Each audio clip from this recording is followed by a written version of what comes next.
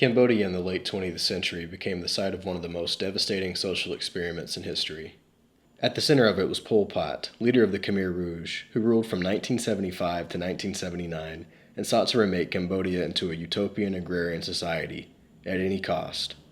His regime killed approximately 1.7 to 2 million people, nearly a quarter of the country's population. In this episode of Tyrants, we'll explore who Pol Pot was, how he rose to power, and why his dictatorship remains one of the starkest warnings about radical ideology, unchecked authority, and political violence in history.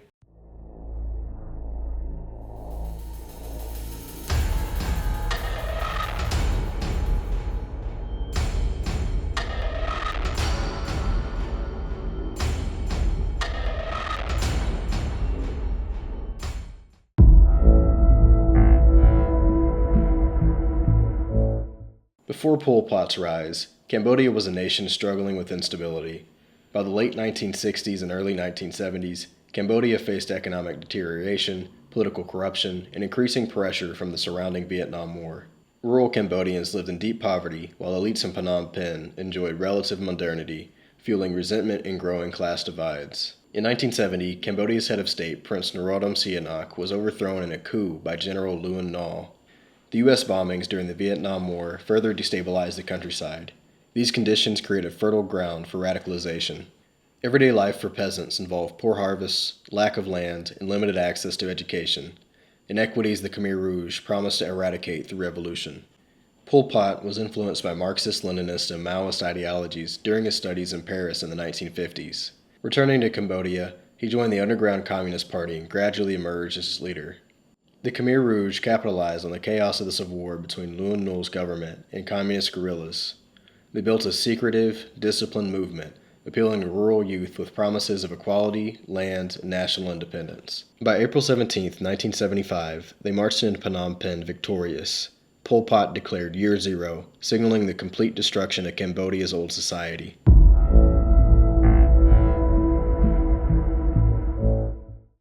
Within days of seizing power, Pol Pot ordered the complete evacuation of Phnom Penh and other cities. Millions were forced into the countryside under armed guard. The sick were pulled from hospitals, and families were separated. This marked the beginning of the regime's social engineering project. Pol Pot abolished money, religion, schools, and private property. Citizens were forced into labor camps where overwork, starvation, and disease became daily realities. The regime believed Cambodia could achieve rapid agricultural production through sheer force of will, leading to catastrophic failures and mass deaths. The Khmer Rouge suspected endless enemies, intellectuals, ethnic minorities, foreign influenced Cambodians, even internal factions. At sites like Tuol Sleng or Security Prison 1, prisoners are tortured into confessing imaginary crimes. Over 20,000 people were killed at Security Prison 21 alone, and hundreds of thousands were executed in rural killing fields.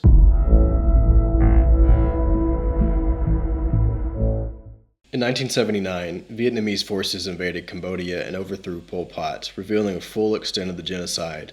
The country was left devastated, generations lost, institutions destroyed, and families fractured. Internationally, Pol Pot became a symbol of the dangers of ideological extremism. Though removed from power, the Khmer Rouge retained a seat at the United Nations for years due to Cold War politics. Pol Pot himself died in 1998, never fully facing justice. Today, Cambodia continues to grapple with the trauma of the genocide. Memorials such as the Chung Ek killing fields and the Tuol Sleng Genocide Museum serve as reminders of the brutality. Additionally, ongoing international tribunals have sought accountability for surviving Khmer Rouge leaders. Pol Pot's leadership teaches us a chilling lesson.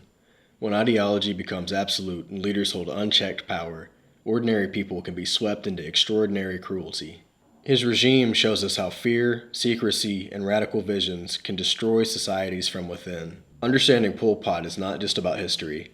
It's a warning about the fragility of justice, human rights, and democratic institutions. Pol Pot's brutality will forever stay in his nation's history.